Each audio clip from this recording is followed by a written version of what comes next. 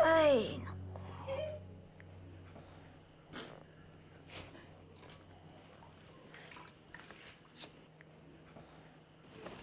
Karen!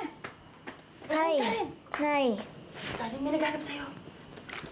Uy, Kadyo! Kadyo! Kadyo, bangon! Ay! Karen? Pasensya na ko kayo, ha? Mahirap lang ko kami. That's okay. It's quite charming. Lolo, Lola, ano pong ginagawa niyo dito? Susi, Karen, gusto sana namin bumalik kayo sa bahay. Nay, I'm back. I'm back! I'm back! I'm back! Maliligo na po ako, Nay. Maliligo lang ako, ha? Siya na bahala dito, ha? Sige po.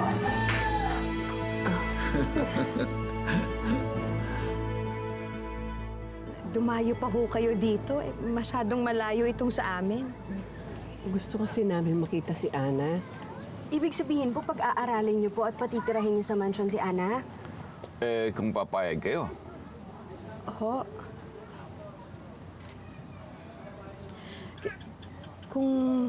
Kung yun yung makakabuti para kay Ana, pumapayag ho ako. Pero Nay, paano po kayo? Ana, pwede naman silang dumalaw sa bahay eh. At pwede ka rin magpunta rito kung gusto mo. We miss you, Ana. Namiss ko rin po kayo.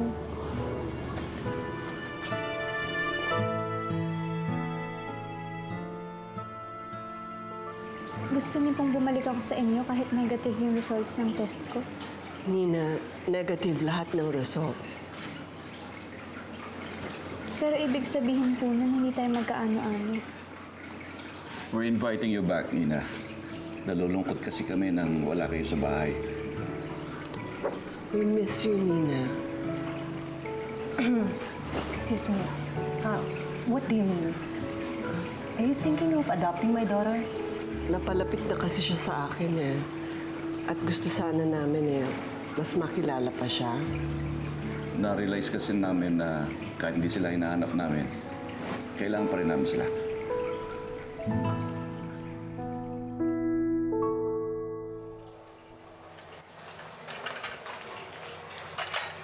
Nina, I think you should go with them. Baka ito na yung solusyon sa mga problema natin. Isa pa, kailangan kanila. At kailangan natin ng pera nila.